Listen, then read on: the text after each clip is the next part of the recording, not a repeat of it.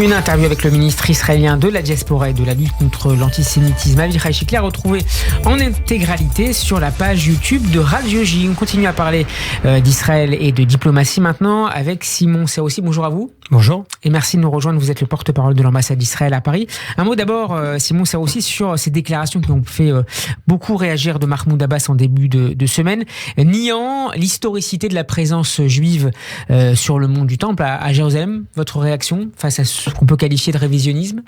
C'est bien sûr scandaleux et malheureusement cela s'ajoute à une série de déclarations révisionnistes et scandaleuses de la part de leaders palestiniens.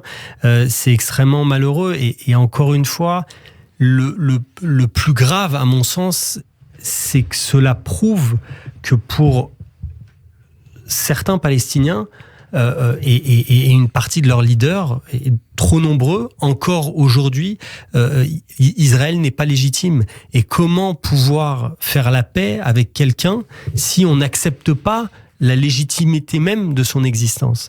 Et ce n'est pas le Hamas, un leader du Hamas ou du djihad islamique qui parle. Exactement, c'est le Fatah, le même Fatah qui a refusé les propositions extrêmement généreuses de Ehud Barak à Camp David en 2000, à Taba en 2001. Je rappelle que, ou bien de Ehud Olmert en 2008-2009, je rappelle que toute la Cisjordanie avait été mise sur la table, Jérusalem-Est, il y avait même des solutions qui avaient été trouvées pour la vieille ville, pour les lieux saints, avec les mosquées qui avaient été données aux Palestiniens. Et donc, malgré ces propositions-là, le Fatah de l'époque de Yasser Arafat et puis de Abou Mazen avait refusé, à mon sens, parce que, encore trop souvent, pour une partie, même des Palestiniens modérés, même du Fatah, la légitimité de l'existence d'Israël n'est pas acceptée. C'est le fondement du problème. Cela n'est pas le cas chez tous les Palestiniens, bien sûr, mais il faut que cela change pour qu'un jour, nous puissions vivre en paix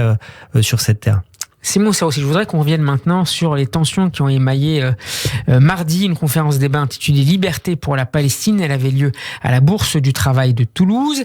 Cette rencontre, organisée par des associations pro-palestiniennes, était animée par l'avocat franco-palestinien Salah Hamouri, qui, on le sait, a été condamné dans le passé pour terrorisme en Israël avant d'être expulsé en décembre dernier vers la France.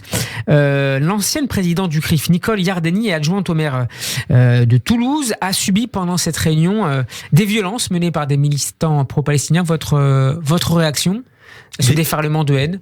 Déjà, je salue donc les militants, les personnes sur place qui ont exprimé leur position, qui se sont opposés à la venue d'un terroriste dans leur ville, à la légitimité qu'on donne à un terroriste dans leur ville. C'est quelque chose d'extrêmement important qu'ils ont fait, de faire porter leur voix, bien sûr toujours dans le cadre de la loi, et je les salue. C'est extrêmement important car il ne faut pas accepter qu'une personne qui ait été condamnée pour terrorisme, une personne qui a... pour avoir tenté d'assassiner l'ancien grand rabbin d'Israël, le Rav Ovadia Yosef Zichrono Livracha.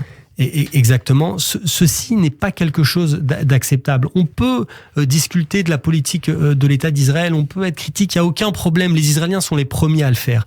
Mais lorsqu'on parle à des gens qui sont affiliés au front au FPLP, qui est une organisation, pas seulement une organisation terroriste reconnue comme telle par les États-Unis, par l'Union européenne, etc., qui est aussi une organisation qui nie l'existence de l'État d'Israël.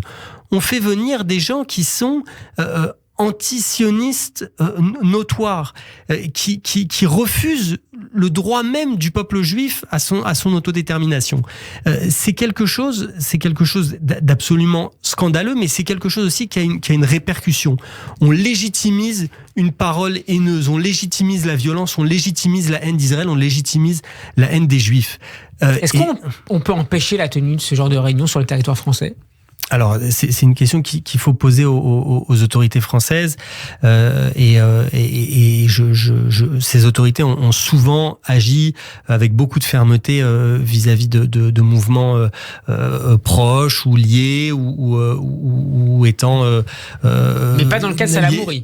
Alors, il y a eu l'événement à Lyon, si je me trompe pas, qui avait été finalement au dernier moment annulé par le maire, qui avait été une très bonne décision que nous avions d'ailleurs saluée après la scandaleuse tentative donc de faire une réunion à la mairie de Lyon.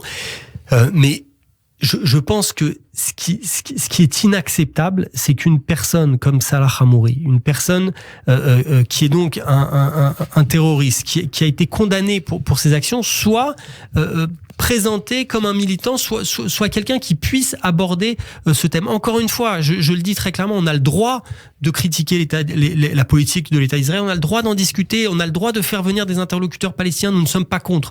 Pas des terroristes, c'est tout. Merci beaucoup Simon Serroussi d'avoir été avec nous. Je rappelle que vous êtes le porte-parole de l'ambassade d'Israël à Paris. Shabbat Shalom. Shabbat Shalom.